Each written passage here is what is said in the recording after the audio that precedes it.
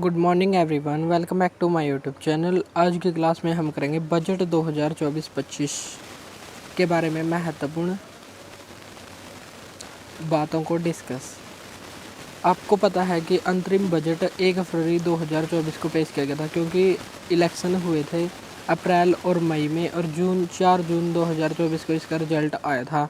तो अब नई सरकार बनने के बाद, नया मंत्रिमंडल बनने के बाद भारत का बजट, पूर्ण बजट पेश किया गया है 2024-25 के लिए, और ये पेश किया गया है 23 जुलाई 2024 को। तो 23 जुलाई 2024 को पेश किए गए बजट के महत्वपूर्ण बातों को आज हम इस क्लास में देखेंगे। उससे पहले हम देखेंगे बजट से संबंधित कुछ महत्वपूर्ण बातें जो हमारे एग्जाम्स के लिए काफ़ी इम्पोर्टेंट हो सकती हैं, और ये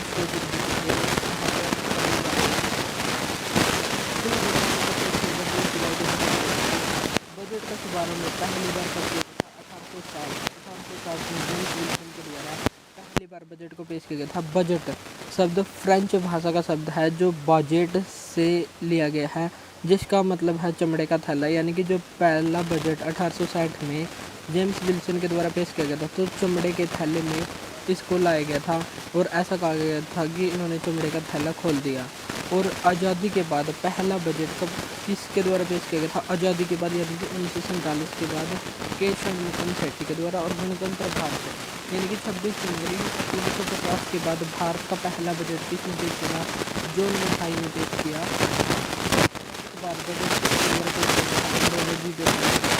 लगभग बजट पेश किया है। और सबसे लंबा बजट पेश किसने किया है?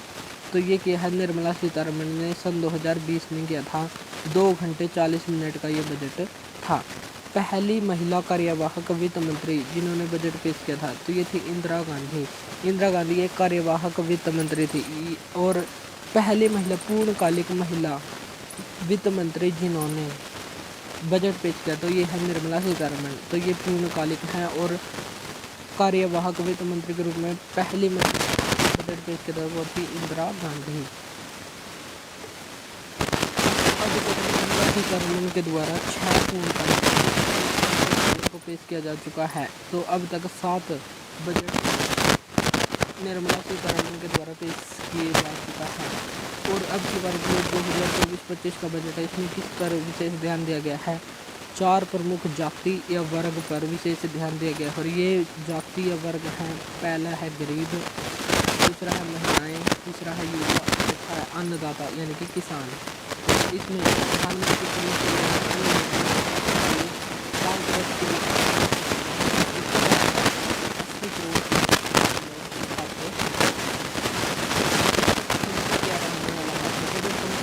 चार महत्वपूर्ण विषय हैं: रोजगार, कौशल प्रशिक्षण यानी कि स्किल ट्रेनिंग, MSME, सूक्ष्म लघु और मध्यम उद्योग, और मध्यम वर्ग। तो ये 4 विषयों पर भारत का बजट केंद्रित रहने वाला है। विकसित भारत के लिए अब की बार 9 प्राथमिकताएं तय की गई हैं, और ये 9 प्राथमिकताएं कौन कौन सी हैं? सबसे पहले है कृषि की उत्पादकता बढ़ाना, रोजगार और कौशल प्रशिक्षण, समावेशी मानव संसाधन विकास, विनिर्माण और सेवाएं, शहरी विकास, ऊर्जा सुरक्षा, अवसंरचना, नवाचार, अनुसंधान और विकास, अगली पीढ़ी में सुधार यानी कि नेक्स्ट जनरेशन में सुधार। अब हम देखेंगे इन सभी जो 9 प्राथमिकताएं हैं, इनको विस्तार से पढ़ेंगे, और इसके तहत कौन कौन सी योजनाओं को लागू किया गया है उनकी भी चर्चा हम करेंगे। तो पहला था कृषि में उत्पादकता और अनुकूलनीयता। इस प्राथमिकता के तहत 1000 जैव अनुसंधान केंद्रों की स्थापना होगी, और इसमें नेचुरल फार्मिंग यानी कि प्राकृतिक खेती पर बल दिया जाएगा, और 2 वर्ष में लगभग 1 करोड़ किसानों को मोटिवेट किया जाएगा ताकि वे प्राकृतिक खेती करें, और बागवानी फसलों की 109 नई उच्च पैदावार और जलवायु अनुकूल किस्में जारी होंगी। कृषि के लिए अब की बार आवंटन कितना किया गया है? 1.52 लाख करोड़ रुपए। 1.52 लाख करोड़ रुपए का आवंटन किया गया है। 1000 जैव अनुसंधान केंद्र की स्थापना होगी, नेचुरल कृषि पर बल दिया जाएगा, और बागवानी फसलों की 109 नई किस्मों को लॉन्च किया जाएगा। नेक्स्ट है रोजगार और कौशल प्रशिक्षण। रोजगार और कौशल प्रशिक्षण के तहत प्रधानमंत्री पैकेज में 5 योजनाओं को शुरू किया गया है और ये एम्प्लॉयमेंट और स्किल डेवलपमेंट से संबंधित होंगी। तो पहली योजना है, यदि कोई पहली बार रोजगार करने जाए कंपनी में तो उसको 15,000 रुपये 1 माह में वेतन मिलेगा और ये 3 किस्तों में मिल सकता है और इससे लगभग 210 लाख युवाओं को लाभ होगा। तो पहली योजना है ये। और दूसरी, विनिर्माण क्षेत्र यानी कि मैन्युफैक्चरिंग में यदि पहली बार रोजगार करने जाए तो ईपीएफओ में सरकार 4 साल तक योगदान देगी। नेक्स्ट है थर्ड, नियोक्ता। नियोक्ता होता है एम्प्लॉयर जो नौकरियां देता है, तो एम्प्लॉयर को सहायता ईपीएफओ अंशदान का 3,000 रुपये 2 वर्ष तक सरकार द्वारा योगदान देगी। चौथी है 20 लाख युवाओं का स्किल डेवलपमेंट 5 साल में और 20 लाख युवाओं का स्किल डेवलपमेंट के लिए 1,000 इंडस्ट्रियल ट्रेनिंग इंस्टीट्यूट की स्थापना होगी, क्योंकि भारत में उद्योगों की मांग ज़्यादा है। तो 1,000 आईटीआई इंडस्ट्रियल ट्रेनिंग इंस्टीट्यूट की स्थापना की जाएगी। पाँचवा है 5 साल में 1 करोड़ युवाओं की इंटर्नशिप, तो 5,000 रुपये भत्ता दिया जाएगा और 6,000 रुपये एक बार उनकी सहायता भी की जाएगी। घरेलू संस्था में यदि कोई हायर एजुकेशन करता है तो उसे 10 लाख रुपए तक का ऋण दिया जाएगा और यदि कोई बाहर से करता है यानी कि विदेश से करता है तो उसको कोई ऋण नहीं दिया जाएगा और इसमें भी 3% वार्षिक ब्याज की सहायता मिलेगी। नेक्स्ट है हमारा प्राथमिकता नंबर 3। इसमें समावेशी मानव संसाधन विकास और सामाजिक न्याय के बारे में बताया गया है और इसी के तहत एक योजना शुरू की गई है, पूर्वोदय योजना। पूर्वोदय योजना जो पूर्व के राज्य हैं उनके लिए विशेष रूप से शुरू की गई है, जैसे बिहार, झारखंड, पश्चिम बंगाल, उड़ीसा और आंध्र प्रदेश। तो पूर्वोदय, पूर्व का उदय इसका मतलब है और इसकी टैगलाइन है विकास भी और विरासत भी। इसके उद्देश्य चहुमुखी विकास करना है और इसके तहत कितने राज्य शामिल हैं? 5 राज्य शामिल है, बिहार, झारखंड, पश्चिम बंगाल, उड़ीसा और आंध्र प्रदेश। और इसी के तहत अमृतसर कोलकाता औद्योगिक गलियारा या औद्योगिक कॉरिडोर बनाया जाएगा, जिसमें औद्योगिक केंद्र गया जो बिहार का एक स्थान है वो होगा। इसमें महिलाओं और बालिकाओं के लिए 3 लाख करोड़ रुपए तक का आवंटन किया गया है। प्रधानमंत्री जनजातीय उन्नत ग्राम योजना, इसके तहत 63,000 गाँवों की आर्थिक स्थिति में सुधार किया जाएगा और पूर्वोत्तर क्षेत्र में इंडिया पोस्ट पेमेंट बैंक की 100 से अधिक नई शाखाएं खोली जाएंगी, ऐसा भी इसमें कहा गया है। और आंध्र प्रदेश पुनर्गठन अधिनियम, इसके तहत 15,000 करोड़ रुपए आंध्र प्रदेश को दिए जाएंगे और इसमें क्या क्या करेगा? अमरावती जो राजधानी है उसको विकसित करने के लिए पोलावरम सिंचाई परियोजना जो आंध्र प्रदेश की सिंचाई परियोजना है इसको विकसित करने के लिए, और विशाखापट्टनम चेन्नई औद्योगिक गलियारा इसको बनाने के लिए 15,000 करोड़ रुपए किसको दिए गए? आंध्र प्रदेश को। और बिहार को कितने दिए गए हैं? 26,000 करोड़ रुपए दिए गए हैं। प्राथमिकता नंबर 4, इसमें विनिर्माण और सेवाएं, जैसे सब वित्त गारंटी निधि, इसके तहत 100 करोड़ रुपए तक की गारंटी कवर की जाएगी और इसमें मुद्रा योजना चलाई गई है। मुद्रा योजना में 3 प्रकार के लोन मिलेंगे। पहला लोन है शिशु लोन, दूसरा है किशोर और तीसरा है तरुण। शिशु लोन में 50,000 तक का लोन दिया जाएगा, किशोर में 50,000 से 5 लाख तक का और तरुण में 5 लाख से 10 लाख तक का पहले दिया जाता था, लेकिन अब इसकी सीमा 20 लाख रुपए कर दी गई है। मुद्रा योजना को भारत सरकार के द्वारा कब चलाया गया था? 8 अप्रैल 2015 को शुरू किया गया था।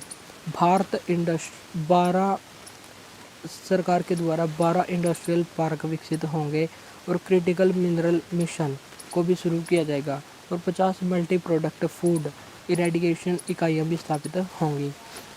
100 खाद्य गुणवत्ता और सुरक्षा परीक्षण प्रयोगशालाएं भी स्थापित होंगी। तो इसके तहत क्या क्या होगा? 12 industrial park, critical mineral mission और 100 खाद्य गुणवत्ता और सुरक्षा परीक्षण प्रयोगशालाएं स्थापित होंगी। प्राथमिकता 5, इसमें शहरी विकास यानी कि अर्बन डेवलपमेंट पर बल दिया जाएगा और इसमें 30 लाख से ज़्यादा जनसंख्या वाले 14 बड़े शहरों में ट्रांजिट ओरिएंटेड डेवलपमेंट किया जाएगा, यानी कि परिवहन में तेज़ी से विकास किया जाएगा, जैसे सिटी बस की सुविधा दी जाएगी, रैपिड मेट्रो आदि का विकास किया जाएगा। और प्रधानमंत्री आवास योजना शहरी 2.0 के तहत अगले 5 वर्षों में 2.2 लाख करोड़ की केंद्रीय सहायता शामिल होगी।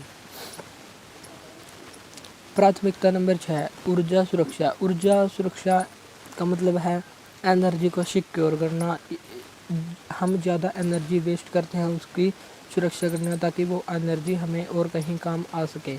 और इसी के तहत प्रधानमंत्री सूर्य घर मुफ्त बिजली योजना को शुरू किया गया है। इस योजना के तहत 300 यूनिट पर मंथ मुफ्त बिजली प्रदान की जाएगी।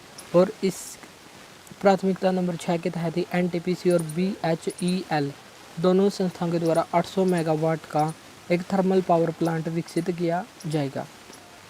प्राथमिकता नंबर 7, इसमें अवसंरचना यानी कि इंफ्रास्ट्रक्चर पर बल दिया जाएगा। और ऐसा कहा गया है कि जीडीपी का लगभग 3.4% अवसंरचना इंफ्रास्ट्रक्चर पर निवेश किया जाएगा। इसमें सड़क, हॉस्पिटल, स्कूल आदि बनाए जाएंगे। और इसके लिए 11,11,111 करोड़ रुपए का आवंटन किया गया है। सिंचाई एवं बाढ़ प्रबंधन किन राज्यों में किया जाएगा? 3 राज्यों में, असम, सिक्किम और उत्तराखंड। तो 3 राज्यों में सिंचाई और बाढ़ प्रबंधन किया जाएगा। और हिमाचल प्रदेश में पुनर्निर्माण और पुनर्वास के लिए सहायता प्रदान की जाएगी। और काशी विश्वनाथ मंदिर की तर्ज पर बिहार में विष्णुपद मंदिर कॉरिडोर और महाबोधि मंदिर कॉरिडोर का निर्माण भी किया जाएगा। और बिहार में राजगीर और नालंदा विश्वविद्यालय का विकास भी किया जाएगा। ओडिशा में भी पर्यटन का विकास होगा, क्योंकि ओडिशा में वर्तमान में बीजेपी की सरकार है और वहां पर मुख्यमंत्री हैं मोहन चरण मांझी। तो ओडिशा में भी पर्यटन का विकास किया जाएगा, ऐसा बजट में कहा गया है। प्राथमिकता नंबर 8, इसमें नवाचार, अनुसंधान और विकास पर बल देने की घोषणा की गई है। और इसके लिए राष्ट्रीय अनुसंधान निधि की स्थापना की जाएगी। स्पेस इकोनॉमी के लिए लगभग 1000 करोड़ रुपए आवंटित किए जाएंगे। नेक्स्ट है प्राथमिकता नंबर 9, अगली पीढ़ी के सुधार। इसमें भू आधार को लॉन्च किया गया है, यानी कि यूनिक लैंड आइडेंटिटी नंबर, इसको लॉन्च किया गया। और इसी के तहत एनपीएस वात्सल्य योजना को शुरू किया गया। जो अवयस्क होते हैं, अवयस्क बच्चों के लिए एनपीएस वात्सल्य योजना को शुरू किया गया है। अब हम देख लेते हैं बजट 2024-25 के अनुमान। तो इसमें राजस्व प्राप्तियां कितनी होगी? 31.3 लाख करोड़ रुपए की प्राप्तियां होगी राजस्व के रूप में। और पूंजीगत प्राप्तियां कितनी होगी? 16.9 लाख करोड़ रुपए। और टोटल कुल प्राप्ति कितनी होगी? 48.2 लाख करोड़ रुपए की प्राप्ति होगी। और इसमें राजकोषीय घाटा रखा गया है 4.9% और अगले ईयर के लिए रखा गया है 4.5% का टारगेट। और 1 फरवरी 2024 को टारगेट क्या था? तो राजकोषीय घाटा कितना था? 5.1% था, लेकिन अब 4.9% हो गया है। भारत की जीडीपी ग्रोथ रेट कितनी थी? 8.2%। और अगले साल क्या अनुमान रहने का है? 6.5 से 7% जीडीपी रहने का अनुमान है। मुद्रास्फीति नियंत्रण 2023 में कितना था? 5.4% था। और इसमें करों का सरलीकरण भी किया जाएगा। कर जो टैक्स होते हैं उनका सरलीकरण किया जाएगा। और वित्त मंत्री निर्मला सीतारमण ने कहा है आईटी इनकम टैक्स एक्ट 1961 में रिव्यू या उसकी समीक्षा की जाएगी 6 महीने के अंतर्गत, ताकि करों को आसानी से आदान प्रदान किया जा सके, करों को आसानी से दिया जा सके।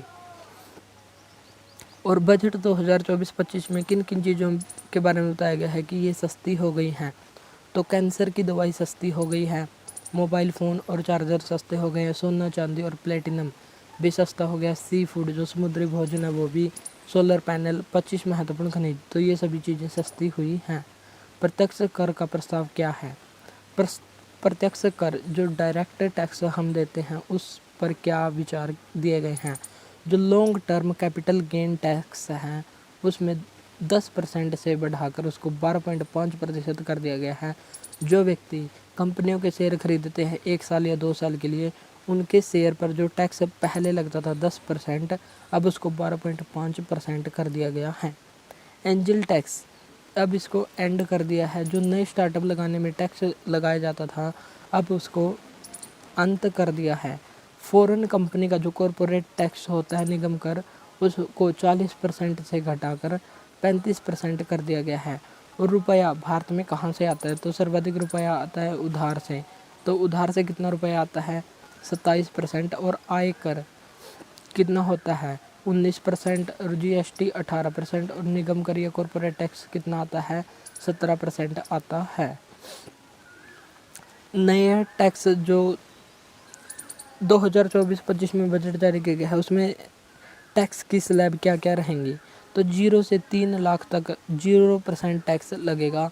यदि किसी की इनकम 3 से 7 लाख के बीच है तो उस पर 5% टैक्स, 7 से 10 लाख है तो 10% टैक्स, 10 से 12 है तो 15% टैक्स, और 12 से 15 है तो 20% टैक्स, और 15 लाख से ज़्यादा है तो उसकी संपत्ति पर 30% टैक्स लगेगा।